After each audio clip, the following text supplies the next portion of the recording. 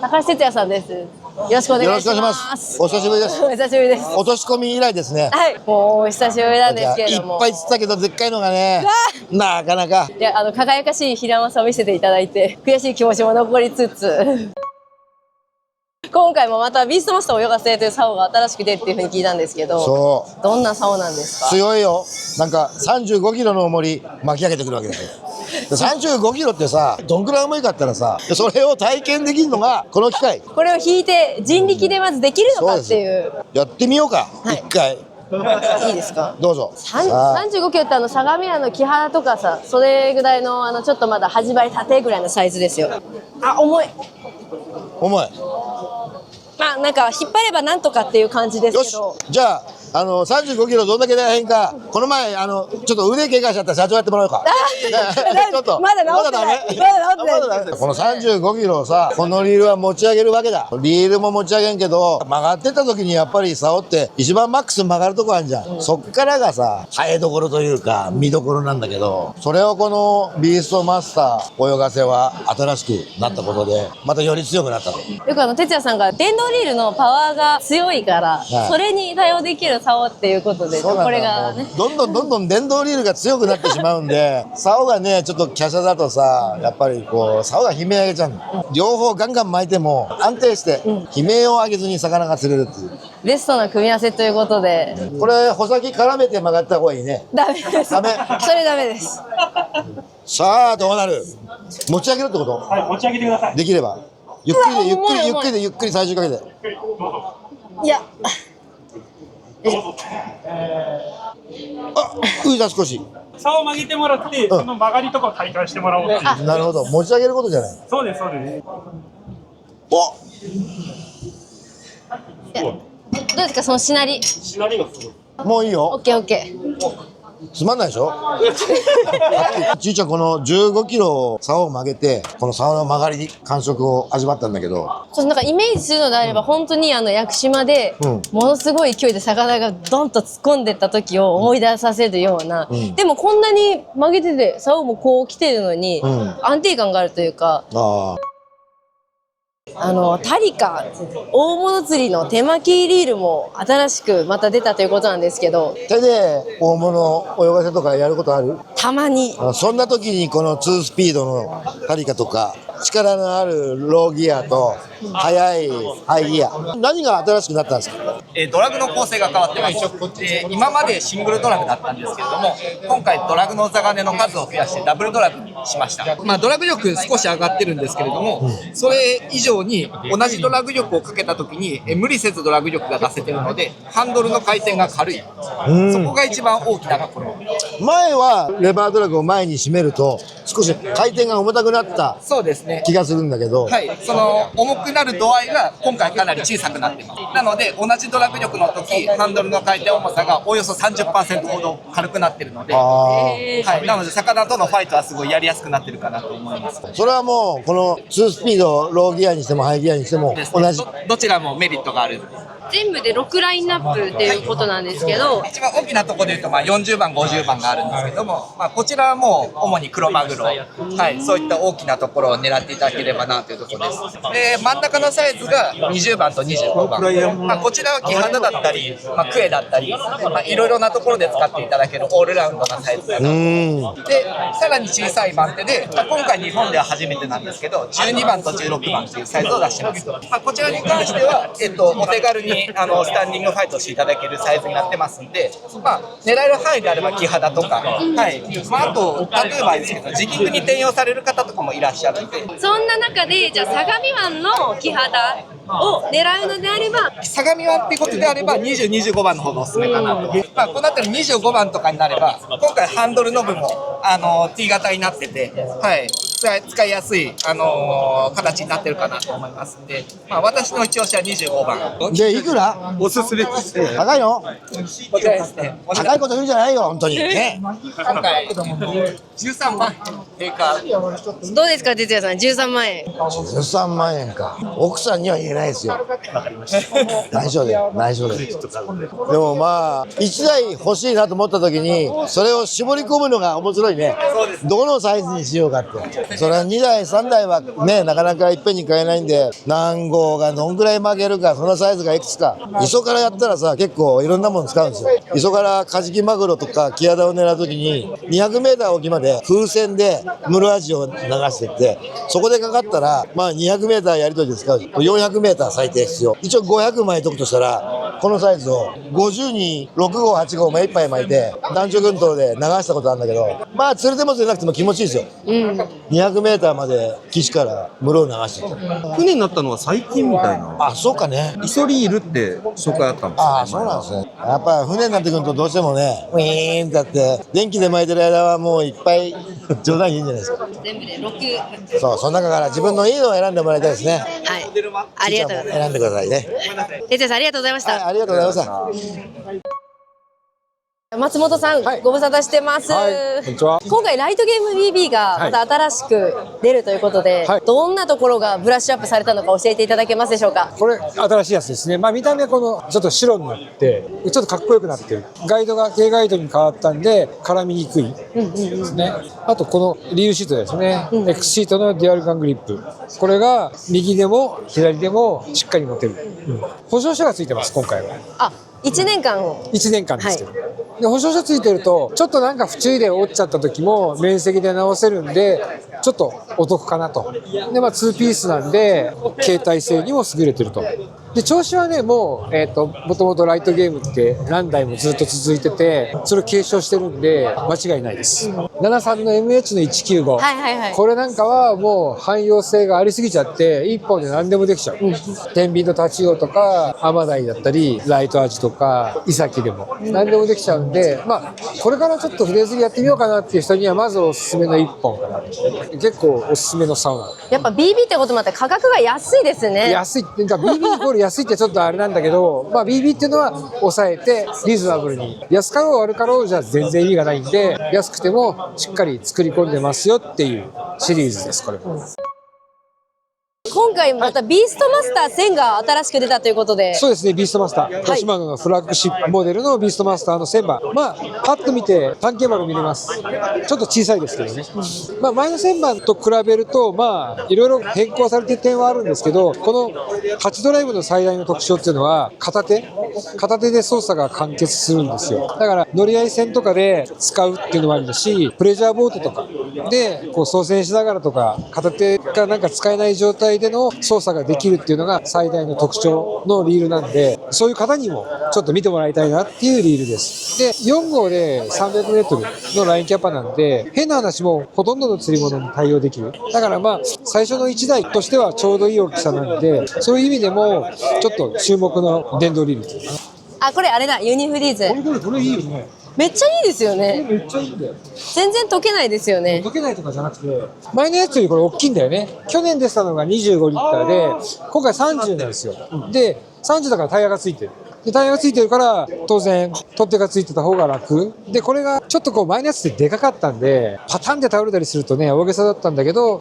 ちっちゃくなったんで、より持ちやすくなってる。前のやつはここが長いから長くしとかないと多分こう運ぶ時に角度がついちゃって水がこぼれたんだけど、これはグッと上げてもこぼれないんでとってもちっちゃくできるんで、この辺がすごいしまった時にシンプル。あとね、よくあるのがね、こっちのロックこうやったままでこっち開けると、前のクーラーだと足の上に蓋が落ちてくるんだよね。それがねないんです。こっち開けててもちゃんと止まってるんで、こうやって。おお。松本さんの推しだったわけですね。これ推しですね。あとね、音が静か。夜とか釣り行くときにゴロゴロゴロゴロって引っ張るでしょ。これが少し静か。あとね、これもう何でもないけど、これねこれ松本さんのイメージですよ。夏とか T シャツとかみんな着るんだけど、やっぱりね襟がついてるのって素敵だよね。確かに結構松本さんのイメージあります、このシャツ。乾きもいいし、ちゃんと通気性もあるし、ワッペンつけられるし。いいですね。そうもう、ね、いつもの松本さんになった。これがね素敵だなと。ご無沙汰します。吉田さんです。よろしくお願いしごます。無沙汰しております。今回タコマスター XR が新しく出たということで。はい、タコマスター XR、日本でできます。めちゃくちゃかっこいいでしょ。これまでタコ焼き XR っていうのがあったと思うんですけど、まあそれがタコマスター XR っていうのに変わりましたっていう、大きく変わっております。まずグリップ見てください。ガングリップみたいになってるじゃないですか。これバーサタイルガングリップっていうの。タコにガングリップって今まであんまりなかったんですよ。タコマスター BB でしかなくて、それがやっぱ良かったからガングリップつけようかっていうので進化したバーサタイルガングリップっていうのになりました。でこれによってまあ大高がかかってもブレて巻くみたいなことになってたんですけど、それがもう安定して巻けるようになったっていうのがまあ大きなまあメリットですよね。でカーボンモノコックっていうのがつきました。まあ両方ともついてるんですけど、これもやっぱりタコを釣る時にやっぱり障害物にタコってやっぱ身潜めるじゃないですか。まあちょっとした変化っていうのをやっぱ気づかないといけないんで、そこをやっぱりしっかり手感度でまあ捉えるっていう意味でこのカーボンモノコックグリップっていうのをやっぱ採用しています。で穂先見てください。めちゃめちゃ見やすいでしょ。これ実は S175 と M175 っていうのがあって、素材も全然違うんですけど、これ今回釣り方によって使い分けてほしいんですよ。最初に S175 っていうのが、これに関してはまあバーチカル主体で使ってもらいたいというか、まあ、シマノのタク竿にしては柔らかいんじゃないかなっていうぐらい穂先が柔らかい仕様になってます。やっぱりこう小づいてる間に、まあ、そこの変化とかちょっとしたこうくぼみなんか、まあ、大きい石とかにポンって当たった時に穂先が柔らかいとそこで仕掛けが止まってくれるんですよ。一瞬その止まるっていう動作がタコがやっぱ見つけてパッと飛びつくチャンスなんで、これがここの穂先が硬いとですよ、反発してしまうとちょっとしたこう根とか石をこう飛び越えてしまうんですよ。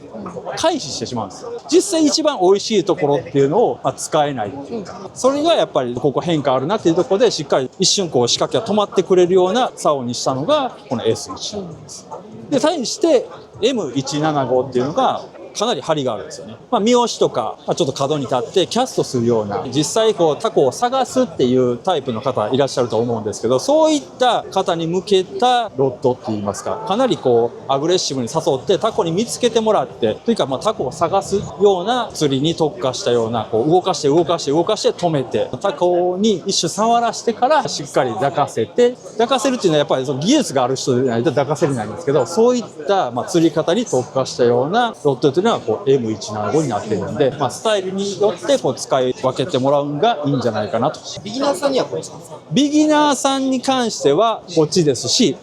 僕もこっちが好きです。はい、タコもそうなんですけど、動きがいい時と悪い時ってあるんですよね。その時にやっぱ動きがいい時ってやっぱしっかりタコ焼きを止めないといけない時があるんで、その時に動かしてってやると、止めれる人はいいですけど、止めれないとタコが乗ってこないんで、乗るまでに時間がかかるとか、まあいろんな、まあ早い時もおすすめなのがこの S175 ってやっぱりすごい使いやすい。お話聞いててもうちいちゃんにぴったりですよ。いや穂先が柔らかい分手感度ってやっぱ悪いんですよ。まあ、こついてでしばらく止めてちょっと穂先を若干浮かしてほしいんですよ。こつきます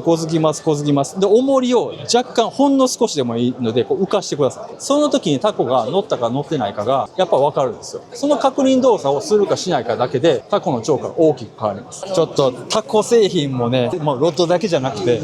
これ実物なんですけど、こんな感じで点滅するわけじゃなくて、これ今までタコマスターフラッシュブースト、まあ、ちっちゃいのがあったわけなんですけど、今回はタコマスタースって L フラッシュブーストっていうのが出るんですよ。変わったところめちゃくちゃたくさんあるんですけど、そもそもの動きが全然違うっていうのもあって、どっちかというと L フラッシュブーストに関してはタコが好きなロールアクションの入れながらふわふわと誘ってゆっくり落ちていくっていうのが今回のコンセプトです。はい、この真ん中の穴見てください。はい、あれ、はい、これがシマノの今回の特許です。市販のケミカルライトとかもさせるようになってるんですけど、もともと付属では蓄光棒が入ってます。でここで真ん中に刺すことでついに中から発光させてフラッシュブーストで光を拡散することが大変だそれ。しかも反射が入ってるから、はい、そうですよ。暗闇でもキラキラキラキラキラってなってるんです。これどう考えても釣れるやつなんですよ。今までは太陽の光を元にそれをもう反射させてっていう、深場でも光ってくれる。でまた色もいろんな色を試せるんで、いろんな色を揃えてもらったらいいんじゃないかと思います。でこの穴を使ってもらっていろんなカスタムができるようになったんですよ。バームを上に乗せたりとか、あとはその平場のネクタイとかをね入れてみたりとか、いろんなことできます。数えきれないサンプル作り倒していって、その中でベスト20を作ってるんですよ。で、ベスト20を作って、こいつやろって出してきた動きがこいつです。国産のステンレスカンナを使ってるんですけど、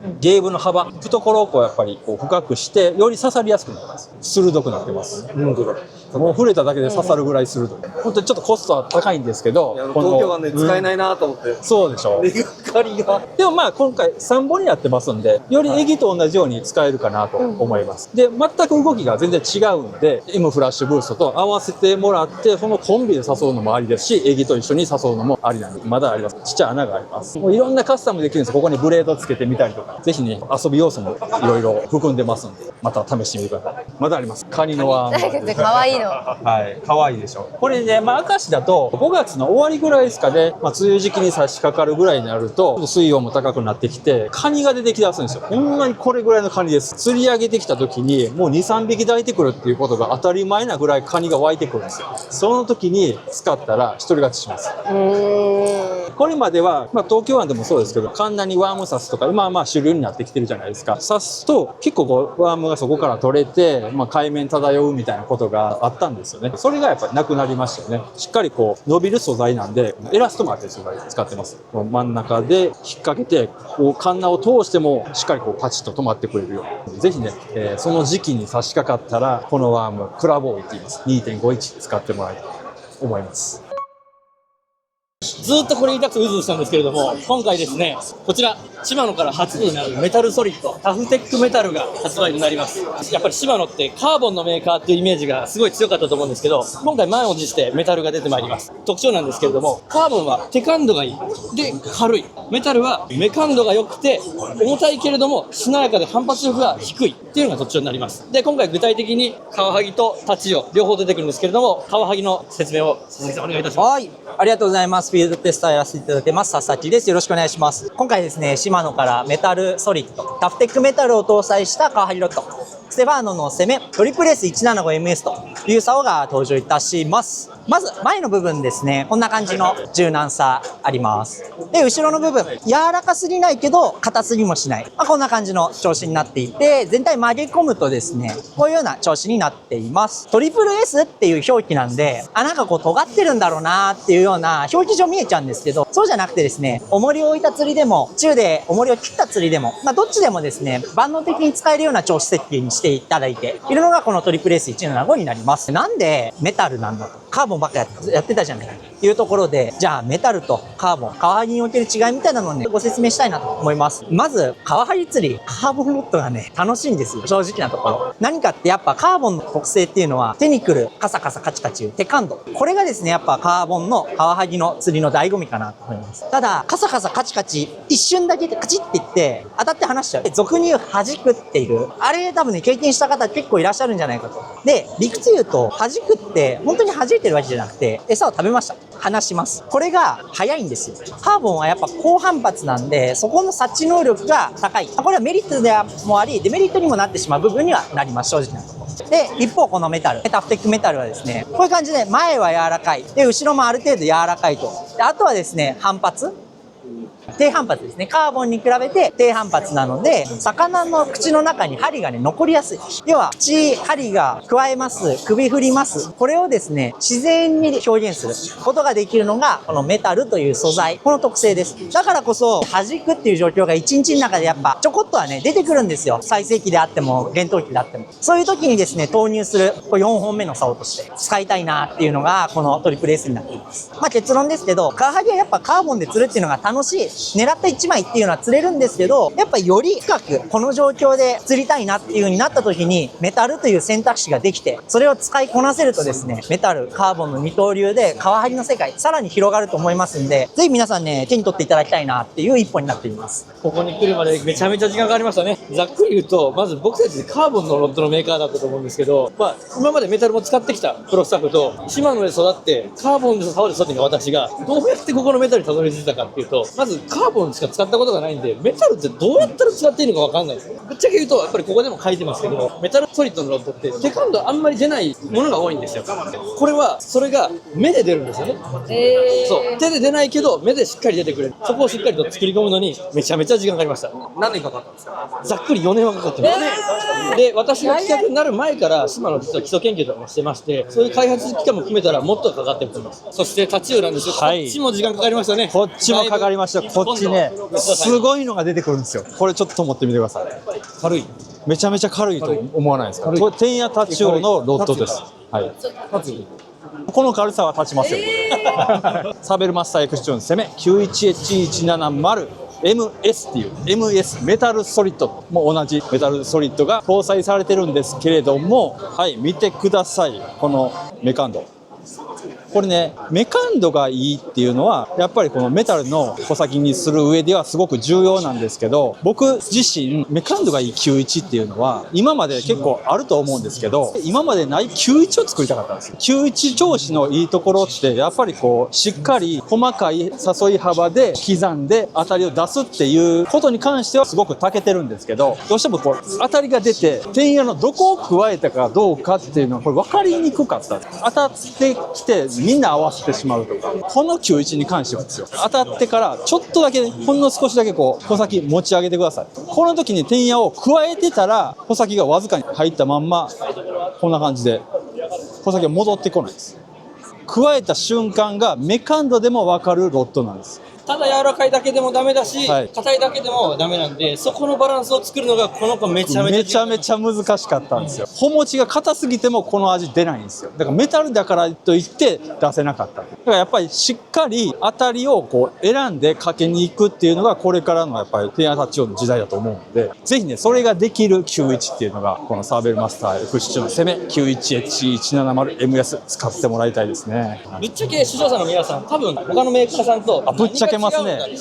島野後から出してきてこんだけ時間かかるとなんか違うところないんか一番気になると思うんですけど、島野のメタルソリッド、今回タフテックメタルの中でもですね、特殊な素材をこの2本には使っております。一般的なニッケルチタンの素材ですと大体5度ぐらいを下回ってくると曲がったまんま元に戻らなくなるっていう現象が冬場とか起きやすいんですけれども、今回のこちらの素材はですね、冬場の環境下でもしっかりと使える、0度以下でも使えるというのが売りになっております。東京湾でも気温5度とかって結構普通にあると思うんですよね。で、5度があって北風吹いて竿先って水に濡れてるじゃないですか。風で冷却されて5度下回るところが余裕であると思うんですけど、冬場でもしっかりと安心してお使いいただけるメタルソリッド素材になっております。こちらが6月で7月発売になってます。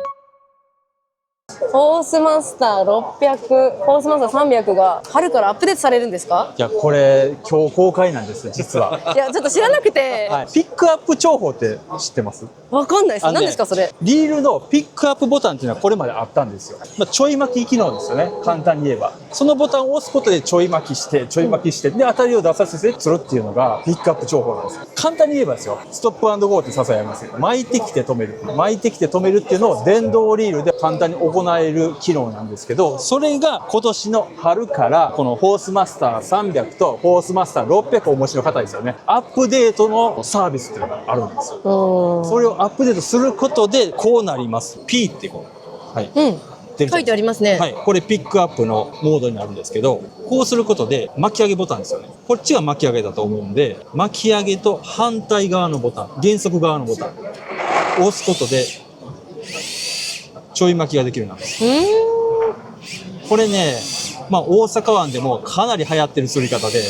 これだけで誘うんですよ。めっちゃ簡単じゃないですか。ただ押せばいいだけ。そうです。押す幅だいたい50センチからだいたい1メートルぐらいを誘ってもらったらストップ&ゴーの釣りができるんですけど、これね、巻きスピードっていろいろ変えれるんですけど、今まではメニュー画面を長押ししてでピックアップのそのちょい巻き機能に入っていって、そこの数値をいじってスピードっていうのを変えないといけなかったんですけど、今回のこのアップデートによってこのスピードセットっていうボタン、これ天野をこう落としながらでもポンと押してもらったら、ここでピックアップっていう画面に移ってくれるんです。ここでポンポンポンと減速したりとか増速したりとかスピードを自由に変えれるような感じになったんですよ。スピードもうちょっと遅くしたいなとか速くしたいなってあるんですよ。それがかなり手軽にできるようになったっていうのがめちゃくちゃメリットです。まあそのまま推進画面に飛んでもらってもいいですし、タッチドライブのボタンをポンと押してもらってもすぐにピックアップの釣りが可能ですし、じゃあ実際タチウオがかかりました。で当たりが出たらフッキングするじゃないですか。実際魚がかかって巻き上げに行って、巻き上げボタンはじゃあどうなるかっていうと、全くこれまでで一緒なんですよ。巻き上げボタンはそのまま巻き上げの、これ、設定してるファイト速に移動できますし、減速はじゃあどうするかって言ったら減速ボタンそのまま減速できるんで、これモーターが止まってる時だけにピックアップのこの仕様って働く。本当に楽な釣りになったというか、このピックアップ重宝シーズン入ると本当嘘みたいに当たりが出る釣り方なんで、ぜひねこの仕様に変えてもらってピックアップ重宝トライしてもらいたいと思います。それとピックアップ重宝になくてはならないと言いますか、もうワンセットです。ピックアップ専用モデルと言っても過言ではないロッドがこのサーベルマスターエクスチューンのテンヤ 64MH195 っていうモデルなんです。これ僕が4年かけて作った竿なんですけど、これがね電動リールのやるピックアップ重宝にも最適と言いますか、すっごい柔らかいんですよ64調子、で魚がやっぱくわえたっていうのも本当にくわえた瞬間が分かるし、引き込みあたりに対してめちゃくちゃ強いんですよ。91とか82とかある程度先調子になってくると、急に魚がドンってかかった時ってかからないこと多いじゃないですか。そういった急にポンと当たってくる体当たりみたいな時にかかることがこの64調子だとあるんですよね。そしてこのピックアップ重宝でやった場合にやっぱりかからない当たりとかがあっても同じところにテンヤがやっぱり戻ってくれる、次の当たりが出しやすい。本当にピックアップ重宝で合わせて使うことでプロ並みの釣果というのが誰でも出せるようになっちゃったっていうか、そういう組み合わせですよね。テンヤやったことないですっていう人も20、30当たり前のようにいきなり簡単にスコアが跳ね上がってしまう重宝なんですよ。これ出荷時はこっちが巻き上げになっていてこっち減速だと思うんですよ。で僕はピックアップ重宝する時切り替えてるんですよ。手前減速にして奥を巻き上げにした方がもうずっとやりやすいって言いますか、ずっとここでウィンウィンしてでこっちからでこっちで巻き上げみたいなことにできるので、やりやすいようにやってもらったらいいと思うんですけど、このピックアップ仕様にはしてもらったらいいと思います。シマノから初めてソフトクーラーが出るということで、なんかどんな感じで作られたというか、なぜソフトクーラーを今回出すことになったんですか？はい、魚を持ち帰るって言ったらこういったハードクーラーが一番定番だと思うんですけど、やっぱり食べ物とかを結構入れるとこなくて、この中に一緒に入れちゃって気がついたらちょっと濡れちゃったりとか、あるいは魚の血がちょっとついたおにぎりとかなっちゃったりとか、食べ物をしっかり分けて、美味しく食べたいよねっていうとこがスタートでして、そうなんですね。であんまりこれに魚を入れてっていうよりは食べ物を入れていただいたり、あるいはゲームフィッシングで魚持ち帰らないっていう人なんかに向けて作った商品になります。シマノから出すのでソフトクーラーとはいえちゃんと保冷力は高いものを作りたいなっていうところで、この中を見ていただくとこういったね、まず防水のインナーが入ってます。でこれ外せれるようになってますので、外してもらうと、洗う時とかもすごいやりやすくなってます。でその下にですねこんなやつがいるんですよ。ちょっと触っていただくとちょっと奥に硬いのがいると思うんです。これが実は真空パネルになってまして、よくこのクーラーの上位モデルで保冷力を上げるのに使う真空パネルっていうのをこの中に内蔵しまして、でこれが底面に敷いてあるんですね。で冷気っていうのはかなり下から抜けますんで、それをちょっとブロックしてくれるということでソフトクーラーなんですけど、ハードクーラーの、ウレタンとか、そのぐらいに近いようなスペックが出てるっていうのが今回の特徴になっています。サイズは S がこれで、M がこれで L がこれなんですよ。で S と L はちょっと背高いと思うんですよね。でこれなぜかというと2リッターのペットボトルとかを立てて入れれるっていう設定になってます。でどうしてもこっちのクーラーって立てて入れれるようなものってないので、やっぱり食べ物とか飲み物を結構いっぱい持ってきたいってなった時に、2リッターペットボトルを立てたまま入れれるっていうサイズになってます。でこれがずんぐりしてるんですよ。でこれはなぜかというとバスボートとか行かれる方ってこの高いので行くと安定しないんですよ。ですんで、ちょっとずんぐりしてる方が安定しますし、あとはストレージャーとか、そういうところに入れようと思った時に、この低い方が使い勝手がいいということで、こういったものをサイズ展開で用意しています。一番気になるところといいますか、その保冷力はどのぐらい持つんでしょうか。うちのクール値でまさにこのパネルに書いてある60時間を超えるような、これクール値っていうのは40度の状態をずっとキープして氷がどのぐらい持つかっていうテストなんですけど、それで60時間を超えているようなものなので、正直もう本当ちょっと氷1枚板氷入れたら結構持つっていう感覚で、ハードクーラー普段お使いのものの、ウレタンモデルとか使ってるんでしたら、似たような感覚で使ってもらえるかなと思います。いやもうめちゃめちゃ冷たいですよ。普通のクーラーと変わらない。イカ先生です。よろしくお願いします。どうもこんにちは。島のインストラクターのイカ先生です。来ました。セフィアリミテッドティップエギング。ティップランの最高峰のロッドということで、皆さんね、待ちに待ったっていうロッドだったんですけど、これ見ていただくと今回4本発売になりました。一番長くて柔らかい6点の L。次に、優等生の68の ML。そしてショートロッドの511の M ということで、L、ML、M という風にこの3本があります。で、最後に63の ML プラスっていうこのプラスがついたロッドが1つ加わって、今回は4兄弟となるんですが、この ML プラスはバーチカル用ですね。例えば船を立ててまっすぐエギを落とす釣り方の時に使うのがこの ML プラスということになります。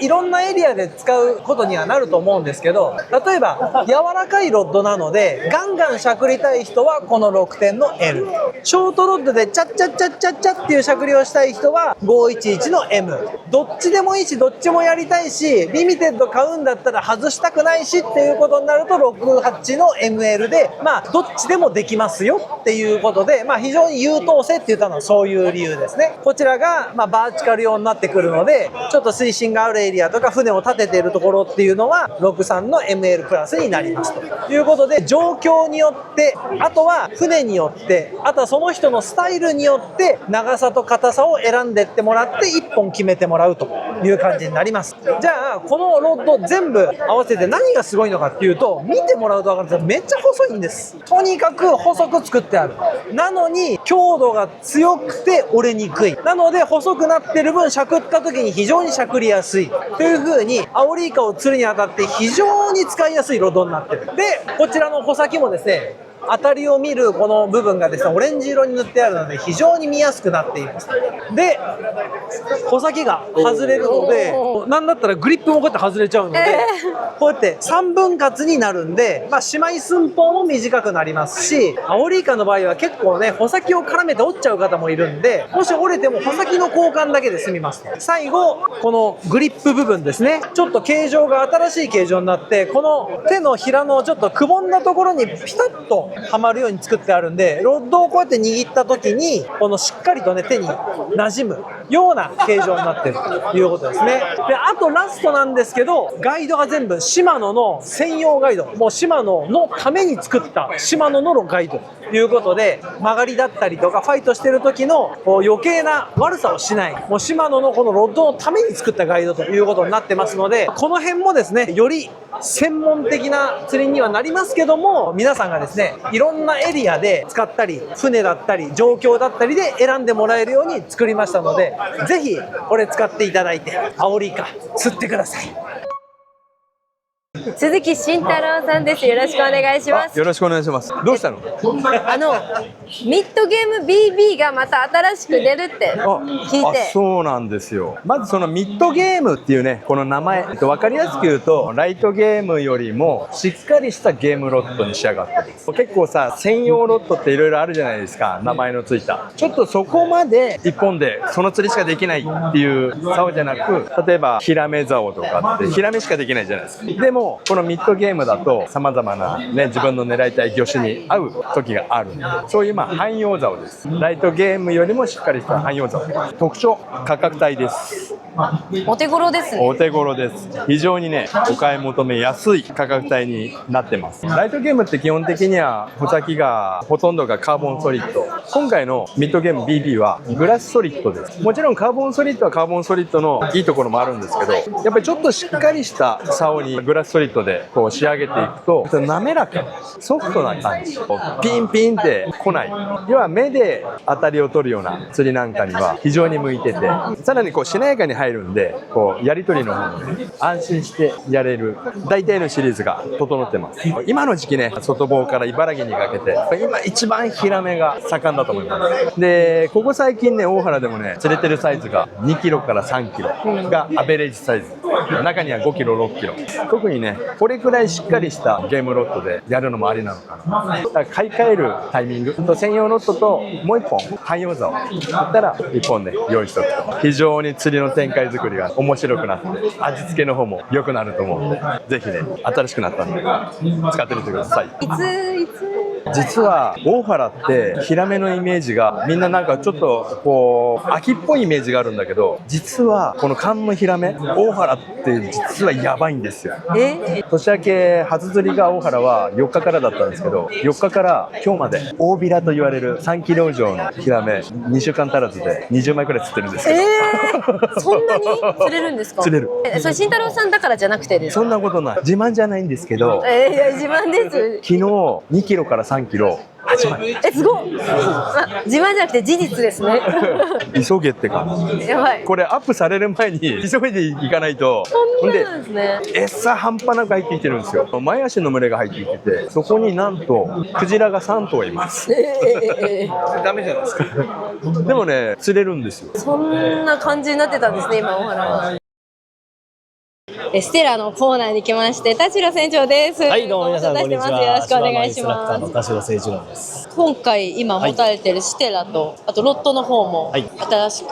くなりました。まずステラは装着しただけでラインシステムが勝手にできて、投げる前からもうマグロが釣れてるようなタックルとなっておりますこれダメ。めちゃめちゃわかりやすいですけどと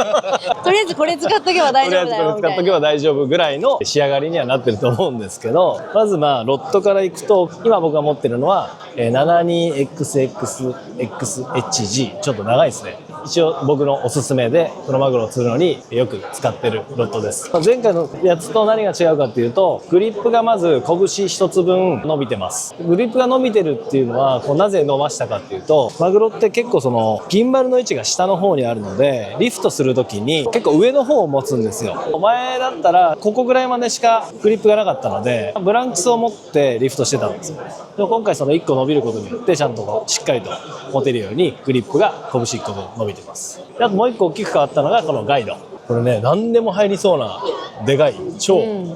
大型のガイド。これはなんでこの大型になったかっていうと、今までのガイドだとリールのスプールが大きかったので、投げた時にブランクスにバタバタとラインが当たってたんで飛距離がすごい落ちてたんですよ。その飛距離が落ちたのをなんとか解消するためにシマノ独自の X ガイドっていうのが搭載されました。これによって飛距離も出て、ライントラブルもほぼなくアプローチできてると思います。であとはですね、ファイト中に大きく違うのが、前回のロトでいうと70の XXXH っていうのは、カーボン素材のもので張りがあって高反発でマグロを浮かしてくるタイプで、こっちはちょっと曲がりやすいグラスが入ってるので少し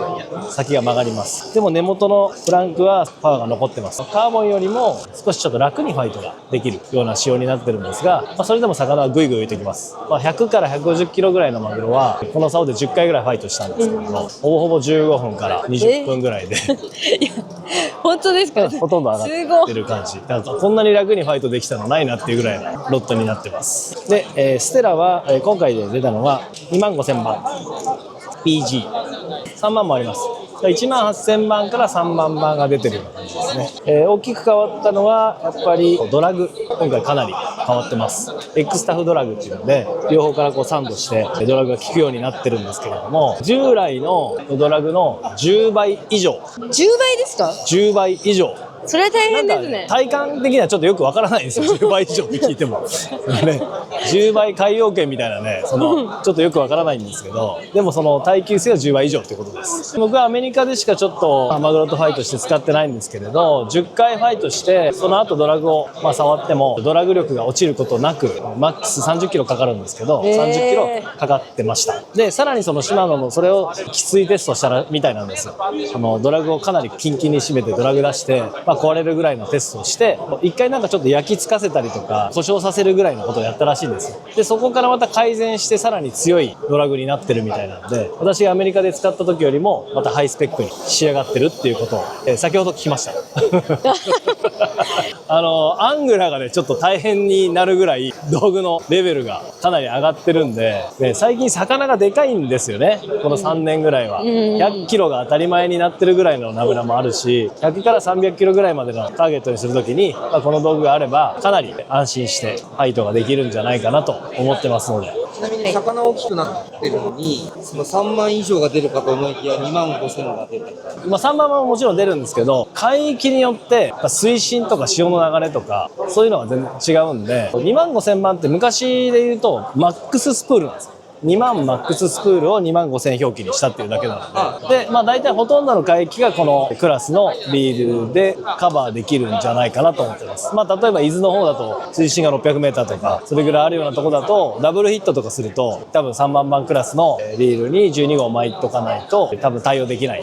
そういう時は3万番を使えばいいと思いますけど、限界灘とかは水深100メーターしかないんで、どんなに行っても100メーター、120メーターなので、2万5千あれば十分。ちょっとでも軽い状態でファイトできればいいと思いますし、そういう感じで2万5千。